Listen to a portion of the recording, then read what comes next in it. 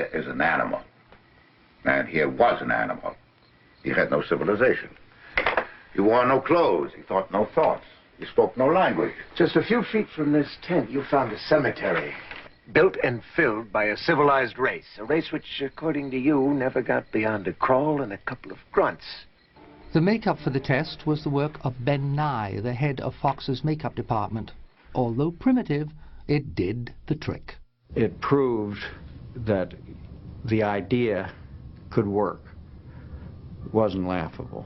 After screening the test, Richard Zanuck gave Arthur Jacobs the green light he had long been waiting for. Planet of the Apes would, at last, become a reality. Planet of the Apes was scheduled to begin filming in the spring of 1967, leaving the filmmakers with only 7 months to prepare, an uncomfortably short time for such an ambitious production. Although there was still some dissatisfaction with the script, everyone agreed that the biggest challenge was the ape makeup. Ben Nye's test had been a good start, but a makeup artist was needed with experience in prosthetics, lightweight latex appliances that could be molded and used for long periods of time. A call went out, and the man who answered it was John Chambers.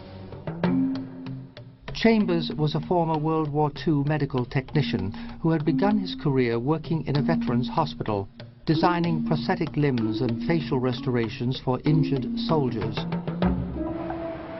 In the early 1950s, he moved to California, believing his unique skills would prove a valuable asset to the newly emerging television industry.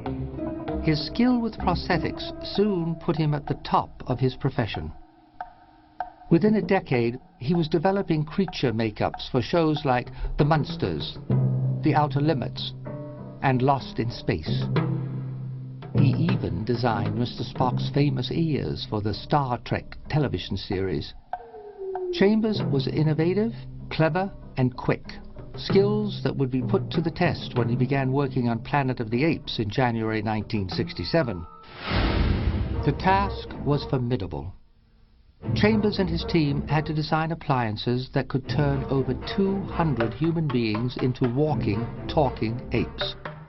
Do it for under $1 million and make it happen in less than 4 months.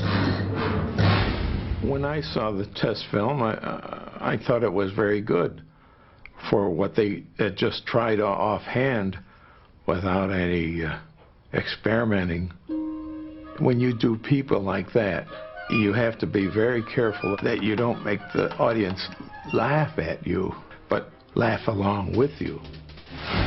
With Fox's makeup laboratory at his disposal, Chambers got down to work. The first order of business was to solve the technical challenges. The makeup needed to suggest realistic mouth movements. The appliances worked more with the facial muscles, showing the animation through the actor, creating the overextensive smile or talk. Surrounding himself with talented artists and promising newcomers, Chambers worked around the clock, and extras were hired just to sit in for numerous makeup tests. Arthur Jacobs called me one day and he said, "We're not getting anywhere, you know, we got to get going." He said, "See if you can help those guys." I said, "Anybody ever thought of actually looking at an ape?" He said, "Yeah, if you think you can get us an ape, we'd love to see it." So I went back to Arthur and I said, "They need an ape." He said, "Get him one." The next day I walk into makeup with a chimpanzee. You know, and these guys went crazy. Next, design choices were made to differentiate various types of apes. Chimps, who were sympathetic to man in the story, were made to look a little more human in appearance. The gorillas represented the ape military and were given faces much fiercer than their real-life counterparts. And the aristocratic orangutans were given a more noble visage. What Chambers was creating for Planet of the Apes was not only ingenious, it was breaking new ground. The actors actually were able to express emotion through those makeups. It's kind of tough, and John Chambers made it work. While John Chambers labored on the makeup design, Arthur Jacobs turned his attention to the script. Rod Serling's screenplay had remained faithful to the original novel and depicted a technologically advanced society. But the production team began to fear that the apes were too evolved. Futuristic helicopters and cars would be too expensive to film. The early designs were very high-tech civilization, which meant you had to design all kinds of special vehicles and so on, and buildings. And Frank said, I don't have enough budget as it is. He said, why don't we say it's a very primitive society? And they use horse and wagons and very primitive buildings, and that's what we did. After deciding on a more rustic and cost-efficient ape society, Jacobs contacted screenwriter Michael Wilson. Wilson was an Academy Award winner who had earlier collaborated on the screen adaptation of Pierre Boulle's The Bridge on the River Kwai. Mike Wilson did a rewrite which was very close to being right. We were already dealing with a science fiction central idea. And I had learned, because I'd done a lot of science fiction things on television, that you cannot present too many science fiction ideas and have them work unless you had characters, believable human, or characters with human responses. And we couldn't contain all the science fiction that Pierre had envisioned, and we had to simplify it. As the script began taking shape, production designer William Kreber began designing the more primitive ape society.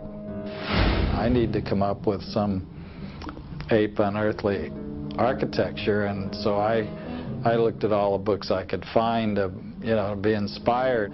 And I found in Turkey there's a troglodyte city carved into a mountain. And I liked the shapes, and it was a very strange place. And that was it. It was like, that's what we're going to do. And I don't know how we're going to do it, but we had our meeting with the director and Arthur, and they said, yeah. With the start of actual filming drawing near, the production was hit by the unexpected loss of actor Edward G. Robinson. Voicing concerns over the lengthy makeup process, he decided to withdraw from the role of Dr. Zaius. When we got to make the picture, and we said, Eddie, we got to have a go on the picture, he said, guys, I can't do it. He said, my heart's shot. He said, I'm too old. And he said, that makeup just drove me crazy. He said, I couldn't possibly do that day after day. He said, I got to pass. Studio executives were also expressing concern, this time over the film's escalating budget. On April the 28th, only 3 weeks before filming was set to begin, the studio cut the production's 55-day shooting schedule by 10 days. All aspects of the production were affected, with the exception of the makeup and wardrobe budget, which remained at almost $1 million. Jacobs and the studio finally settled on a budget of $5.8 million. And on May the 21st, 1967, Planet of the Apes went before the cameras, and Hollywood history was about to be made.